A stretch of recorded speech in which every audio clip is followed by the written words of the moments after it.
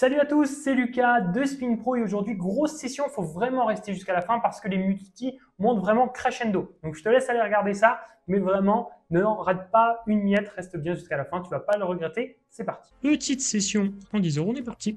On est parti. Allez. Ok, bon, un petit x3. Contre un joueur que je connais, que j'ai déjà vu du coup. Donc, Strong Share, bluff jamais. C'est bête, give up toujours. Ok, ça va être intéressant.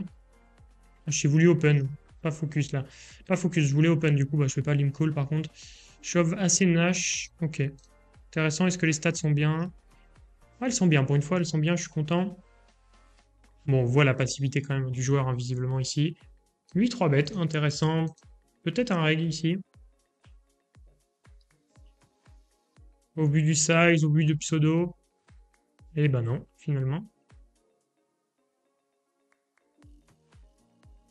Hmm, Il m'a ISO, il a l'air plutôt aggro, donc on va essayer de tenter un limp trap. Il ne passera pas. On va c'est bête. Si je pourrais checker d'ailleurs cette main-là. Je pense qu'elle fait plus de sens à être checkée. Ouais, contre un récréa, ça va pas changer grand-chose. On va open ici. Nous 3 bêtes beaucoup.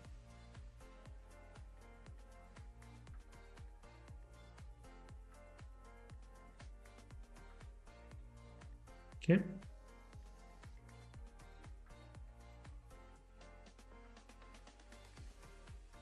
On va mettre des points d'interrogation parce qu'on a eu que 2 occurrences non plus. C'est pas non plus énorme pour que je change toute ma manière de jouer non plus.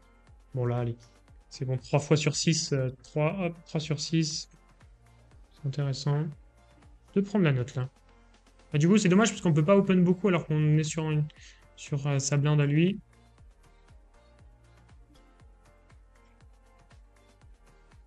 Bon, là, j'aurais eu envie de presque d'ISO contre lui, mais là, en l'occurrence, contre lui qui ISO maintenant, je vais call en position. Et je vais fold directement sur ce flop. Même si c'est bet give up, on n'a pas envie de float ici. Ah, sur une blinde, on a presque envie de float, mais je pense qu'on a bien envie de call quand même sur une blinde. Faut pas abuser. Il suffit qu'il bluffe très rarement et c'est intéressant. Parce que là, s'il give up, on a quand même un intérêt à barrel pour nous. Ok. Je pense qu'il y a de grandes chances que là, il ait un 10-10, valet-valet, des trucs comme ça. Je sais, ce qui est embêtant, c'est que je ne sais pas s'il était capable de les fold, si après je. Bon, s'il avait check turn avec ce genre de main et que je shove moi, je mets la pression barrel turn et river, je suis pas sûr qu'il soit capable de le fold, même s'il est passif. Donc j'aurais été vachement embêté dans ce coup. Bon là c'est un petit peu difficile parce que ouais, on se retrouve contre le profil passif qu'on aimerait bien jouer, mais avec un mec super aggro, donc difficile à jouer. Allez, As-Valet, faut que ça s'enflamme un petit peu ici. Il sait open shove quand même pas mal, 3 sur 5. Ah, il limp.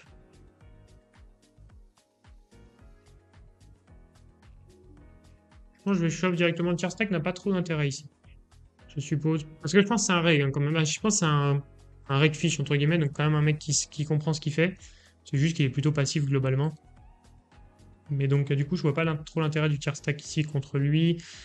Contre lui, du coup, Dame 4 n'est pas un shove à ce stack size. 7.9, donc non. Bon, du coup, on va le fold. Surtout pas envie de limper ici. M6 aussi. Allez, une petite main peut-être pour faire quelque chose de bien. Non. Ok. 3 et 9, on aurait presque eu envie de limper à force, mais non.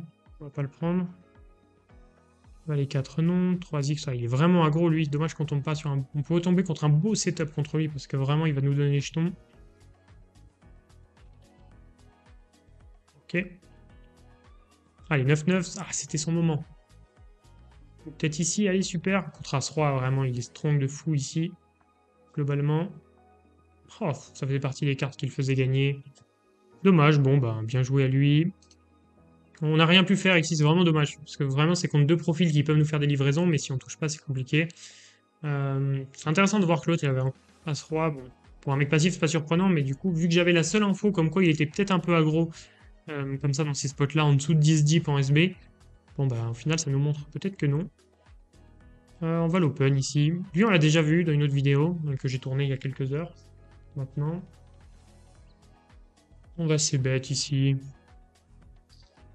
Je pense que c'est récréa ici. Au vu du pseudo, quand même, c'est très récréa. Après, il faut faire attention parce que sur Betclic, j'ai vraiment un pseudo similaire à celui-là.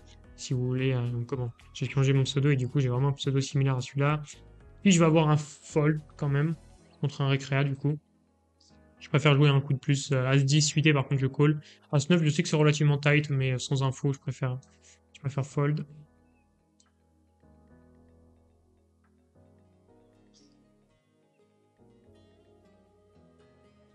Sans carreau, on va fold, je suppose.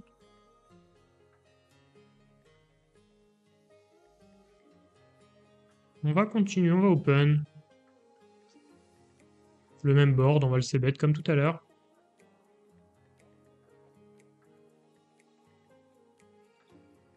Il nous call, on fait le roi, c'est une super carte évidemment. Il a pas mal de. Bah, j'allais dire qu'il a pas mal de 10. Non, en fait, je vois pas trop ce qu'il a. Je pense qu'il a des draws dans sa range là, surtout. Les 10, j'ai l'impression qu'il va m'en raise beaucoup dans ce scénario-là. Il a peut-être des mains qui la flattent, genre des dames valet aussi. Ouais, ça peut être des dames valet aussi, des mains comme ça. Mais ouais, je le voyais pas sur une range très strong. Après, ça n'empêche que les seules mains qu'il a, je vois, c'est que des draws quasiment. Et donc les draws, faut lui faire payer assez cher. On peut pas faire 3 blindes, sinon ça sert à rien. On va lui offrir la cote. Donc, bah, obligé de faire cher. Et dans tous les cas, j'aurais fait cher. Mais intéressant, ouais, je vois pas trop. En fait, j'ai l'impression qu'il allait fold quasiment tout le temps ici. Donc ça aurait été un super spot de bluff surtout. Bon, là, on avait touché, donc. Alors, en value quand même, mais je pense que c'est un super spot de bluff à prendre à terme parce qu'il va tout fold, j'ai l'impression. Vu qu'il va raise la plupart de ses 10, des 2 des 3, il n'y en a pas beaucoup qui va défendre. Puis du coup, il se retrouve avec pas beaucoup de rois non plus, à part ceux qui la flottent, mais il y en a quand même très peu. Ensuite, qu'on dame valet, qu'est-ce qui s'est passé exactement? Open, shove. Shove à suite, ok. Donc lui, à mon avis, c'est vraiment réglisse ici. Hein. V-ciseaux, j'ai presque envie de call, mais comment j'ai étudié un peu le spot la dernière fois, il vaut mieux fold. En fait, il vaut mieux call si vraiment le mec ISO, comme la GTO. En réalité, c'est jamais le cas. Vu qu'il n'y a jamais les ISO bluff avec des 9 et 4, des mains comme ça. Donc, vaut mieux les fold ici parce que ça va créer que des énormes setups. J'ai étudié le spot contre quelqu'un qui avait call ça contre moi. Et qui derrière, bah, du coup, j'avais pu vraiment le crush un autre egg. Mais c'était une vraie erreur en fait d'avoir call ça. Je me demandais, mais c'est une vraie erreur qu'il me call ça du coup. Ouais. Je ne vois que fold ici. On peut limp. Là, j'ai plus une main que j'ai envie de limp call quand même, parce que du coup, ça crée moins de setup. Comment? Ça joue mieux post-flop, donc il y a plus d'intérêt quand même. Je vais le passer règle, je pense. 5 et 4, je crois que c'est pris de temps en temps en shove VS limp. Je sais pas si c'est 6 et 7 qui est pris aussi, ou 5 et 6. Bon, dans ces eaux-là, il y a des combos qui sont pris. Contre lui, je vais pas forcément le prendre. Je préfère jouer post-flop. Je pense qu'on a bien envie qu'il ait back en bluff. S'il nous shove, on va pouvoir fold quand même, parce qu'il est tout le temps à 7. Oh, ce 5 qui est quand même pas génial. J'ai étudié un spot aussi similaire à ça. Et qu'est-ce qu'on avait dit? Ouais, on avait dit que, comment? Si je me souviens bien, que certes le 5 est souvent pas suffisant, mais en fait, je peux juste rien y faire. Le 5 est pas suffisant, mais je vais jamais faire fold un valet ou un 7, donc je crois que c'est foutu. Bon, là, je vais call, parce que si je touche, je vais vraiment te beaucoup à prendre. On va check, et on va give up river. On a très certainement perdu. C'est intéressant de voir si value un valet, si check back un valet, c'est vraiment décevant quand même pour lui. Si c'est 9, ok, il a des bluffs. Bah, je pensais vraiment quasiment tout le temps avoir perdu. Du coup, il a call mon clickback. Avec 6 et 9. Ouais, bon, c'est quand même. Hein. Le call 6 et 9 là au flop, pas fan. Mais ouais, non, globalement, ici, on a souvent perdu parce que bah, ils vont pas call ces 6 et 9, justement. Comment? Parce que, bah, à juste titre aussi, hein, ça c'est compliqué de call ça, c'est ambitieux. Mais donc, du coup, c'est intéressant pour nous. Parce que, bah, du coup, ils vont avoir que des mains en value, donc on va vite pouvoir se situer. Ok, dommage ici. Bon, on l'a plutôt bien joué au final, mais un spot super intéressant là. Je réfléchis, je pense que je suis pas obligé de clickback, certes, hein, on n'est pas obligé, on peut just call. Je trouve ça bien aussi d'avoir des clickbacks en bluff, parce que souvent on va le faire soit avec des airs complets, soit avec des comment que en value, et donc je trouve ça cool de le faire avec ces mains-là. Et pour lui, c'est normal aussi de pas shove s'il a un 7. Comment? VS mon clickback, il a pas trop de raison de shove avec un 7. Comment s'il bat déjà toutes mes mains, il a pas envie de faire fold mes bluffs. Donc on peut se permettre, bon, on a 2 récréas, visiblement ça va être cool. Mais spot super intéressant, qu'il n'a pas forcément super mal joué, hein, d'ailleurs. Qu'il n'a pas forcément super mal joué, parce que River, en fait, s'il shove, il fait pas folle grand-chose. Si ce n'est les trèfles, mais il les bloque un peu. Ouais, non, c'est tout intéressant ce qu'il a fait. Je pense qu'il doit faire un tout petit peu plus cher peut-être sur la table. Mais après, il serait commit. Non, franchement, c'est difficile pour lui de jouer autrement. Il peut fold au flop, qui est, je pense, la solution la plus simple quand même pour s'éviter ce coup-là. Mais derrière, une fois qu'il a call au flop, ce qui est pas déconnant contre moi, contre le field, c'est vraiment une énorme erreur. Je trouve que c'est OK. Je trouve que c'est OK. Ici, on va essayer de check raise. Raconte bet push. Je sais même pas si j'ai envie de check raise. Je pense que si, parce qu'il y a plein de 6 qui vont vouloir partir à tapis. Pas mal de tirages, des 7 et 5, pas mal de 4. Donc c'est vraiment ce qu'on a envie de créer là, une sorte de petit setup. Bon, après, s'il a l'air complet, il a l'air complet, mais un pic, il ne foldera jamais, un 4 non plus, un 6 non plus, un 7 et 5 non plus, donc c'est notre intérêt. L'open fold, même si on va se méfier parce qu'il a l'air plutôt aggro. On va tier stack hein, ici, contre lui. Du coup, on serait sur du 8 blindes. Ouais, c'est ça. 8 blindes. Bon, lui qui call. Il peut avoir des As-2, bon, là, on est obligé de call. 3-3, ok, bon, c'est pourri aussi. Je pensais qu'il pouvait avoir des As-2, etc., donc on n'était pas non plus ravis. Après, là, contre 3-3, il faut vraiment partir à tapis tout le temps. Et on avait l'équité, hein. Bon, c'était un flip, mais c'est bizarre qu'il n'y ait pas 3 bêtes, ce 3-3. Plutôt. Je sais même pas si c'est passif, parce qu'après, il a shove. Je sais pas. Honnêtement, je sais pas ici si on peut shove, si on doit shove, ce qu'on doit faire. J'estime qu'au vu de la passivité des mecs, si je touche, je vais shove tranquillement.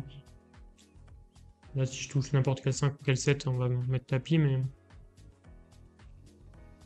Sinon, on va juste. Ouais, je pense en fait, c'est ça, c'est qu'on a l'opportunité de presque de voir un board gratuitement. Donc c'est plutôt cool pour nous. Ouais, je sais pas. Bon, là, c'est un spot que je travaille pas, puis on s'en fiche un petit peu, mais c'est intéressant quand même.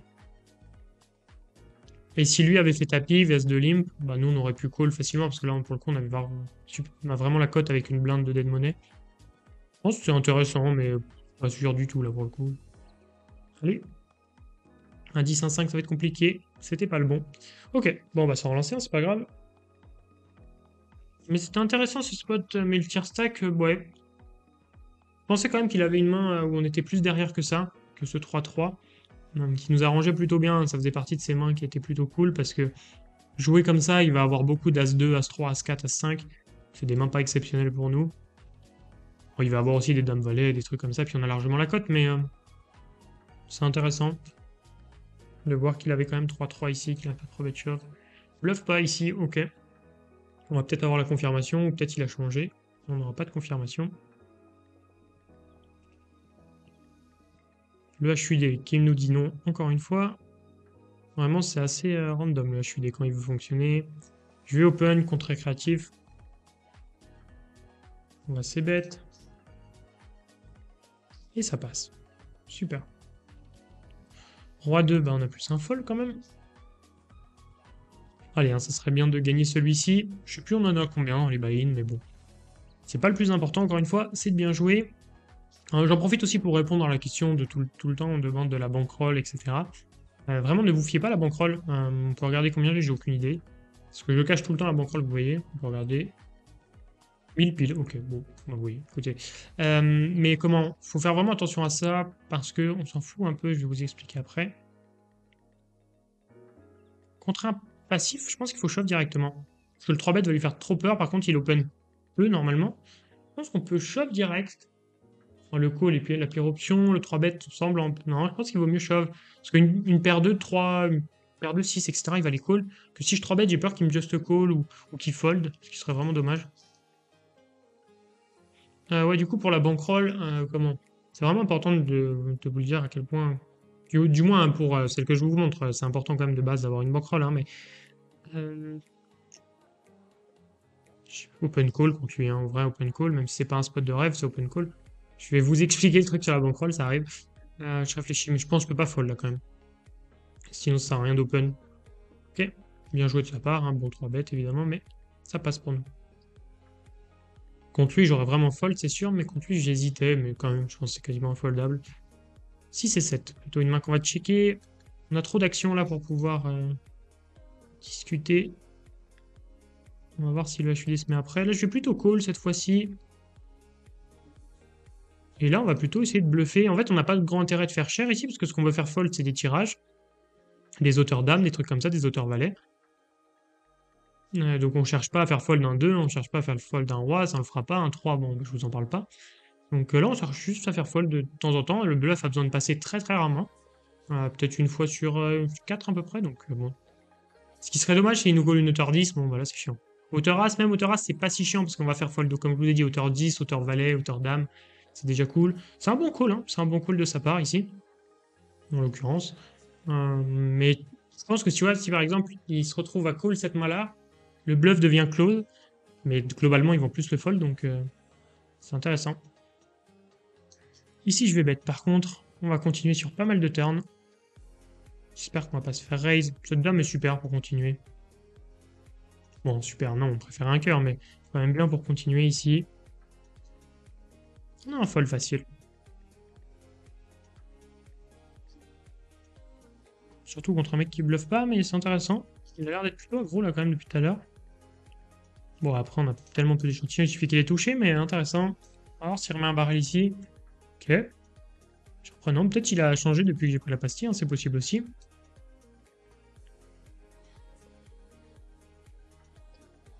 Ok. Ouais, plutôt de l'agressivité quand même. Mais bon, pour l'instant, je regarde aucun de mes plays parce que c'est tout ce que j'aurais voulu faire, mais quand même. Je vais partir sur un tiers stack ici quand même. Je pense que c'est le play qui va lui faire le plus d'erreurs. Ok, roi 10 contre un mec qui, qui a tendance à ISO, du coup, peut-être envie de limper, on verra. Ah. C'est son premier quand même. Hein. Ça me semble un fold. Je veux bien votre avis ici, parce que certes il est agressif, mais j'ai quand même la pastille passive. Call. Open shove, as valet. 10c3 aussi. Je sais pas ce qu'il est capable de faire, je vais fold. C'est un peu embêtant quand même. Hein. Il vous l'accorde, c'est un peu embêtant, mais d'un autre côté, j'ai du mal à le voir shove assez ici. Genre, est-ce qu'il est capable de shove des 7 et 6 et tout? Je pense pas quand même.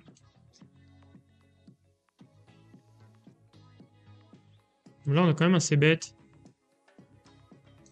Un beau 2 barrel ici. Il va pouvoir moins raise quand même sur celle-ci. Cet as, c'est pas bon du tout. Le problème, c'est qu'il nous a hero call une fois. Je pense que là, il est vraiment en train de prendre confiance, clairement. Et à Fever, on fait fold des draws quand même qui nous battent. Rien que pour ça, on fait fold des draws, on fait fold peut-être des 8 de temps en temps. Je pense qu'on a tout intérêt à shove ici. Comment? Assez ambitieux parce que sur une doublette, on n'aime pas trop, mais le risque reward est trop bon et on bat tellement rien que si on bluffe pas là, je pense que ça sert à rien de barrel. On va plutôt le prendre ici. On n'a qu'une occurrence. C'est difficile de limp trap hein, avec qu'une occurrence, même si on voit qu'il est agressif là. Après, on avait des occurrences sur des raises, mais compliqué. Après, il nous met pas mal en difficulté quand même. Il joue plutôt bien. Ici, en bluff, le barrel d'une blinde.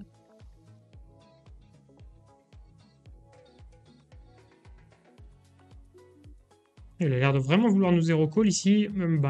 Là, par contre, je ne me vois pas bluffer. Doublette ici, il va call tous ses 6, tous ses 5, ça sert à rien. Là, je pense que vraiment le bluff aurait aucun intérêt. Moi, je pense qu'il a bien envie d'être CS là contre nous. On va essayer plutôt de trouver une main en value. Alors, il va falloir la trouver, mais super intéressant. Bon, c'est dommage ça d'avoir des 3-3. C'est pas les mains les plus intéressantes. Contre 5, bien joué, mais. Ah, c'est dommage. Je suis vachement déçu parce que j'aurais bien aimé jouer post-flop contre lui. Plus de coups parce que ça devenait intéressant de voir s'il était vraiment passif ou s'il touchait. Ok, pourquoi pas. Faudrait revenir à stack équivalent et d'essayer de jouer un coup ou deux post-flop. Allez, si je gagne celui-là, pourquoi pas. 7 et 9, bon call. Ah, un split, c'est dommage. Ah là, vraiment, j'aurais bien aimé jouer contre lui. 3-3 encore, on va avoir ça tout le long, visiblement. Contre 10 et 8. Ça va être dur. Ça va être impossible. Et c'est impossible. Ok, bon bah tant pis, on va essayer de rejouer contre lui. Hein. On espère retomber contre lui, ce sera vraiment trop cool. J'ai bien aimé jouer contre lui. Allez.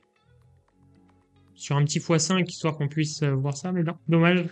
Bon, on tombe pas contre lui, mais vraiment c'était super intéressant. Comment? Bon, le roi 10, en vrai, je regrette pas d'avoir fold quand même mon roi 10. Ça me semble trop ambitieux de call le roi 10, 14 blindes. J'hésite sur le coup parce que ça m'embête, mais quand tu prends du recul, en vrai, c'est quand même impossible de folder. Euh, et sinon, sur tout le reste, je pense qu'il a eu quand même pas mal de mains, globalement. Donc, j'ai un peu du mal à me dire que d'un coup, il soit devenu super agressif. Mais ouais, après, parce que comment mon bluff à la turn, je l'aime bien. C'est bien qu'il ait checké hein, son 6, juste le coup d'avant, hein, mais je dois pas bluffer. Après, on lui a mis un beau bluff aussi. On passe un beau bluff en 3 barrels aussi. Donc, ouais, faut pas retenir. On a tendance à vite retenir que le négatif parce que là, oh, j'ai encore tout inversé ici. Mais ouais, on a vite tendance à retenir que le négatif.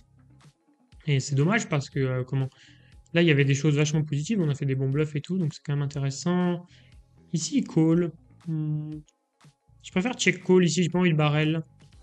Et river, moi j'ai pas envie de bluff. Je ferai pas fold d'un 6. Je fais fold quelques auteurs. Si je fais fold quelques auteurs, des auteurs rois, des auteurs valets, je pense. Juste pour ça. Et des auteurs 10 peut-être, ouais, quelques mains. Je fais fold quelques mains quand même qui me battent. Peut-être des auteurs 9 même aussi. Donc juste pour ça, je pense que c'est intéressant de le tenter. Je pense pas qu'il fold un 6, c'est pas mon intérêt, hein. C'est important aussi, quand vous faites un bluff, je peux vous donner ce bon conseil là quand même. Quand vous faites un bluff, c'est super intéressant de savoir qu'est-ce que vous essayez de faire fold. Parce que là, par exemple, s'il me call un 10, s'il me call un valet, s'il me call un roi c'est close, mais un roi, parce que j'essaye de le faire fold, mais je suis pas sûr de le faire fold 100%. Mais vous voyez, il faut quand même être prêt à savoir ce que vous avez envie de faire fold. Parce que si vous faites pas fold ce que vous espérez faire fold, ça veut dire que votre bluff n'est pas bon, fatalement. Si je vais shove directement, c'est trop strong pour check ici. D'accord, bon, il fait un peu n'importe quoi visiblement. Ok. Parce que j'ai pas envie de l'ISO non plus, parce que c'est pas une main super facile à jouer. Mais par contre, le shove me va, ça va être amplement rentable. Et là, pareil. Et je vais pastiller, d'accord, ici. Et puis là aussi, je vais pastiller, parce qu'il a tendance à faire un peu n'importe. J'ai pas envie de mettre spew non plus, parce que j'ai encore une fois des mains correctes. Mais c'est pas génial non plus. Ok, ce petit H qui peut être intéressant. J'allais dire qu'est-ce qu'on fait. Comment Qu'est-ce qu'on allait faire au flop? Quand il nous call ici, je réfléchis, mais je pense que je vais value sin. Je regarde un peu ce que je fais d'habitude. Je pense que je peux value sin ici. Pour aller chercher un call d'un 4 et d'un 3.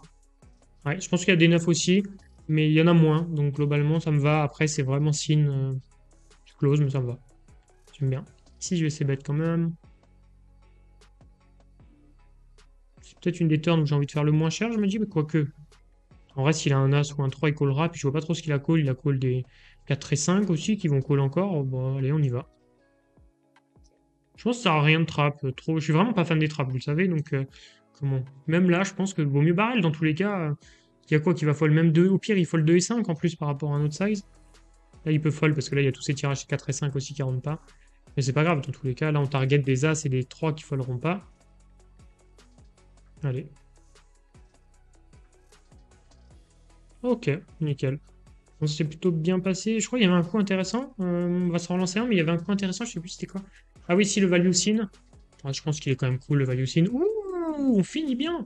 On finit bien. Je m'y attendais pas. Moi, je lançais le dernier spin comme ça. Et comment on tombe pas sur n'importe quoi, ben, on va essayer de bien jouer ça. On va voir si on est contre des récréas ou des règles.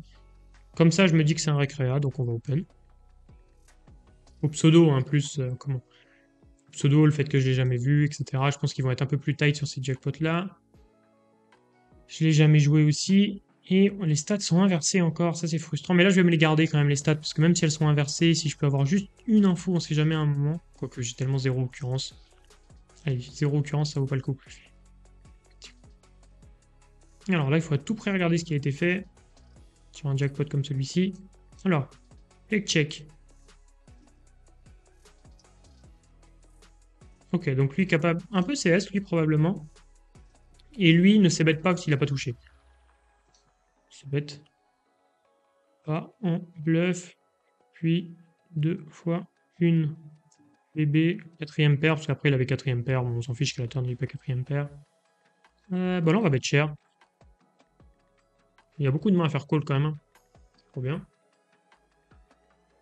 Ouais, j'ai pas eu le temps de trop me focus sur ce coup, mais c'est pas grave. Là on va limper, par contre on va vraiment jouer des coups contre lui. Hop là, on va s'ébet. On se fait raise, intéressant. Je pense qu'on est quasiment tout le temps mort, mais on va call une fois pour quand on touche cette main-là. Il n'avait pas l'air d'être capable de bluff tant que ça. Donc là, je pense que je vais aller chercher ma value. S'il a un as, il ne foldra pas en vrai, s'il a un as 1. S'il a as-2, des mains comme ça, il ne foldra vraiment pas. Ah, 5, c'est terrible. C'est ce que j'avais peur des doubles paires plutôt floppées, hein, pas celle-ci. Et j'avais peur des doubles paires floppées, type As4, c'est ça, ouais, As4. C'est vraiment la main qui me faisait vraiment peur quand il joue comme ça. Ah, mais je suis OK, parce que ça veut dire qu'il a des As qui click back. S'il a As5, il a As2, il a As3, donc c'est super intéressant. Il a plus de chances d'avoir As2, As3 que As5 aussi, parce qu'on les bloque. Et puis il y a une carte au milieu, donc non, c'est super, mais c'est juste très mal tombé. C'est dommage. Mais un As, il le fold jamais, de toute façon, ici, river. Pour vous dire, j'ai même hésité à shove. Je me demande si c'est pas pertinent des fois de shove ici. Bon, là, j'aurais tout perdu, mais je pense que c'est intéressant de shove de temps en temps. Ouais, ça peut être, ça à réfléchir du moins. Ça peut être intéressant. Contre deux joueurs, je sais pas comment il bluffait quand même. Contre petit size, j'allais dire on peut call, là, je pense. Quoique on joue les. Est-ce qu'on joue que les. Non, on joue les 3 aussi, ouais, c'est bien ça. Je vérifie tout le temps, j'ai toujours peur de faire une erreur là-dessus. Bon, là, il faut tous les jours reprendre le lead. Il peut avoir les deux. Bon, s'il a les deux, il callera pas. Par contre, il y a plein de mains qui va call ici. Et donc, pour ça, on a envie de faire cher. Super. S'il call un 9, s'il call un 6. Voilà, un 9, c'est un 9, il ne fallera pas. On peut faire presque un peu plus cher, mais j'avais plus de time bank, je crois. Donc, mais j'aurais pu aller chercher peut-être un léger overbet, mais ça me permet de faire call un peu plus de mains aussi, de faire ce size-là. Ça se vaut. C'est intéressant, du coup, il s'ébête pas top pair, lui, de ce qu'on vient de voir.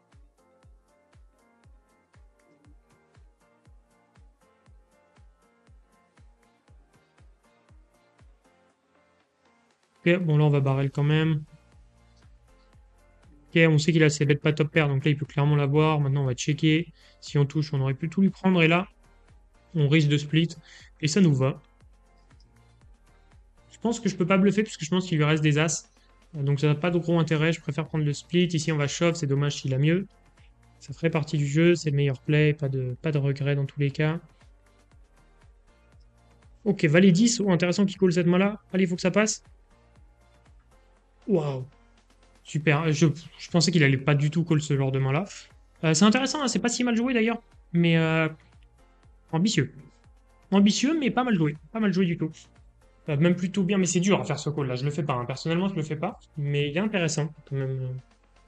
Bon, respect à lui quand même pour l'avoir tenté, mais ambitieux. Allez, ce As-Valet sera important pour conclure, peut-être.